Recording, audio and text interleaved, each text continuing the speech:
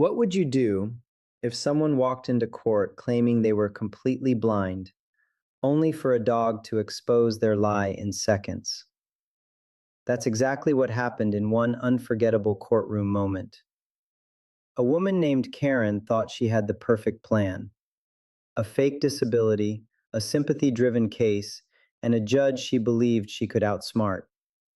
But she forgot one thing: Judge Judy doesn't miss details, and neither does her dog.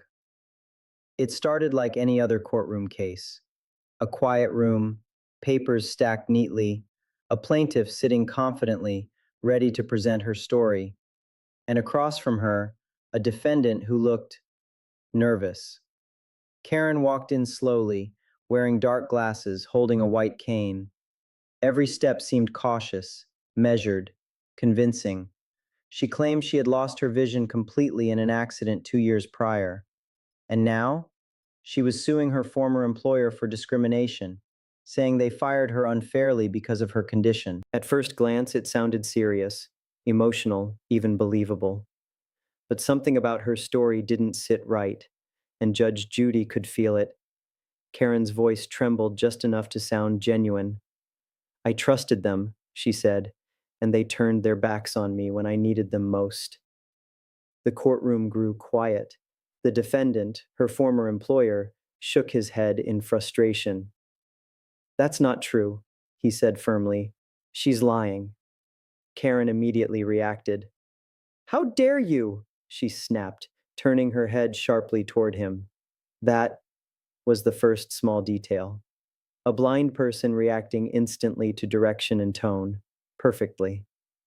Judge Judy raised an eyebrow. She didn't interrupt, not yet. She simply watched. Karen continued her story. She described her daily struggles in detail: how she couldn't cook without assistance, how she needed help crossing streets, how her life had completely changed. It was emotional, but almost too rehearsed. Judge Judy leaned forward slightly. "You said you can't see anything at all?" she asked. Karen nodded confidently. "Yes, Your Honor, complete darkness." "Nothing?" Judge Judy pressed. "Nothing." Judge Judy paused, then she casually slid a pen across the desk. Karen didn't react, but then, just a second later, her eyes flickered downward. Barely noticeable, but it was there. Judge Judy saw it. The defendant was eager now. "Your Honor, I have proof," he said.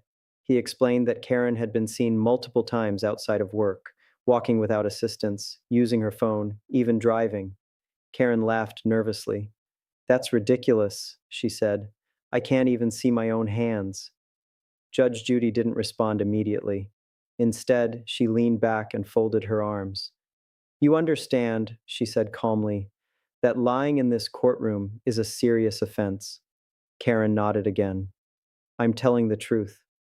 Judge Judy studied her for a long moment. Then she did something unexpected. She smiled. "All right," Judge Judy said. "Let's try something simple." Karen looked confused. Judge Judy turned to the side of the courtroom.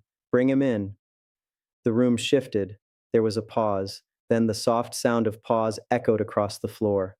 A dog walked in, calm, alert, observant. Karen remained still, too still. The dog walked slowly across the courtroom, not toward Karen at first, but around her, watching, waiting. Karen sat frozen, gripping her cane tightly. Judge Judy spoke casually. "Don't worry, he's very friendly." No response. Then the dog moved closer, right in front of Karen, and stopped. Karen didn't move, didn't flinch.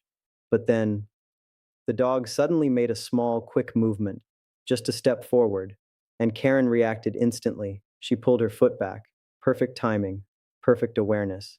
The entire room saw it. Silence, complete silence. Judge Judy leaned forward slowly. "You didn't see that?" she asked. Karen hesitated. "I felt something." Judge Judy didn't blink. "No," she said firmly. "You saw it." Karen shook her head quickly. "No, I didn't. Stop!" The word cut through the room. Judge Judy's voice turned sharp. "You reacted before contact, before sound, before anything touched you." Karen's hands began to tremble. Judge Judy continued. You're not blind. The words landed like a hammer. Karen's composure started to crack. I, I just, I have partial vision, she stammered. That's not what you said, Judge Judy replied immediately. You said complete darkness. Karen tried again. It's complicated. No, Judge Judy said coldly. It's not complicated, it's dishonest. The defendant shook his head. I told you, he muttered. Judge Judy raised her hand. Enough. She turned back to Karen. You came into this courtroom expecting sympathy. Karen looked down. You told a story you thought no one would question. Tears formed in Karen's eyes. But this time, they didn't look convincing. Judge Judy gestured toward the dog. He didn't expose you, she said. You exposed yourself. She paused. All it took was one honest moment. Karen sat silently now. No more acting, no more performance, just reality. Verdict, 17 Quas 1830. Judge Judy straightened her papers. Case dismissed. Karen's head snapped up. But no, Judge Judy interrupted. You don't get to manipulate the system and walk away with money. She leaned forward one last time. And you're lucky this doesn't go further. The gavel came down. Done. As Karen walked out of the courtroom, something had changed. No cane, no hesitation, no act, just a person caught in a lie. And in the end, it wasn't a lawyer, evidence, or argument that exposed her. It was instinct, awareness, and a dog who noticed what others might have missed. Because sometimes the truth doesn't need words, it just needs the right moment to reveal itself.